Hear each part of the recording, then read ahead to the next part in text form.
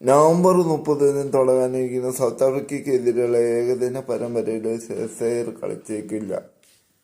ഓസ്ട്രേലിയക്കെതിരെ കളിച്ചുകൊണ്ടിരുന്നപ്പോൾ catch എടുക്കാൻ പോയ സെയറിന് പരിക്ക് പറ്റിയത് ആശുപത്രി വിട്ടെങ്കിലും ഉടനെ സെയർ കളിച്ചേക്കില്ല.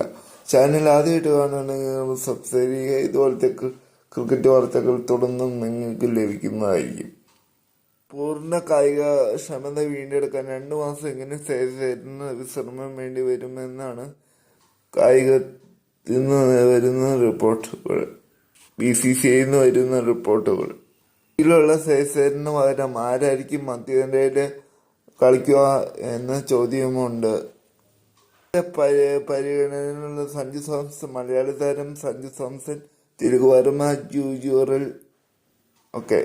എന്നാൽ ഇവരെ കൂടാതെ പുതിയൊരു താരമായിരിക്കും സ്ക്വാഡിലേക്ക് വരിക എന്ന റിപ്പോർട്ടും വരുന്നുണ്ട്. എന്നാൽ വെടിക്കോട്ട് ബാറ്ററായി ജയ്സാളാണ് BCCIയുടെ കണ്ണിൽ സെയറിന് പകരമുള്ള താരം. നിലവിൽ ടെസ്റ്റിൽ മാത്രം ഒതുങ്ങിപ്പോയ ജയ്സാൾ വൈറ്റ് ബോൾ ക്രിക്കറ്റിലേക്ക് മടങ്ങി വരികയാണ്. അപ്പോൾ എന്തായാലും ജയ്സാൾ നല്ലൊരു ഓപ്ഷനായിരിക്കും ഓപ്പണിങ്ങില്ല. എന്നിട്ട് രാഹുലിനെ മധ്യനിരയിലേക്ക് കയറും. അങ്ങനെയായിരിക്കും പ്ലാനിങ്. ഇന്ന് 3-ാം സ്ഥാനത്തേക്ക് ഇറങ്ങുമ്പോൾ കോഹ്ലി 4-ാം സ്ഥാനത്തേക്ക് ഇറങ്ങും എന്നാണ് റിപ്പോർട്ട്. വരാനിരിക്കുന്ന ടെസ്റ്റിലാണ്. ടെസ്റ്റ് ടീമിനെ നേരത്തെ പ്രഖ്യാപിച്ചിരുന്നു.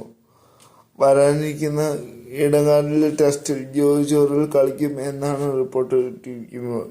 ജൂറൽ കളിക്കണമെന്നും മുൻ BCCI താരം മുൻ ക്രിക്കറ്ററും ക്യാപ്റ്റനുമായ സൗരവ് ഗാംഗുലി അഭിപ്രായപ്പെട്ടിരുന്നു. ഈ മാച്ച് ഫോമിൽ നിൽക്കുന്ന ജൂറലെ കളിപ്പിക്കണമെന്ന് അദ്ദേഹം ഗൗതം ഗംഭീരോട് വാർത്താ സമ്മേളനത്തിൽ ആവശ്യപ്പെട്ടു. കഴിഞ്ഞ ത്രിരാഷ്ട്ര പരിശീലന മത്സരത്തിൽ ദക്ഷിണാഫ്രിക്കയ്ക്കെതിരെ സെഞ്ചുറി അടിച്ച ഫോമിൽ നിൽക്കുന്ന താരത്തെ കളിപ്പിച്ചില്ലെങ്കിൽ പിന്നെ ആരെ കളിപ്പിക്കാനാണ്? ടെസ്റ്റ് ക്രിക്കറ്റിൽ ഫസ്റ്റ് പന്തുള്ള കാരണം ഫെസിസ്റ്റ് ബാറ്ററായിട്ട് ജൂറലിനെ ഇറക്കണം എന്നാണ് ഗാംഗുലിയുടെ അഭിപ്രായം. കഴിഞ്ഞ പ്രാവശ്യം ഇന്ത്യക്കായി ഇംഗ്ലണ്ടിനെതിരെ ജാഗോട്ടിൽ അരങ്ങേറ്റം കുറിച്ച ജൂറൽ ഇതുവരെ 7 മത്സരം കളിച്ചിട്ടുണ്ട്. 11 ഇന്നിംഗ്സിൽ നിന്ന് 48 ശരാശരിയിൽ 430 റൺസ് നേടിയിട്ടുണ്ട്.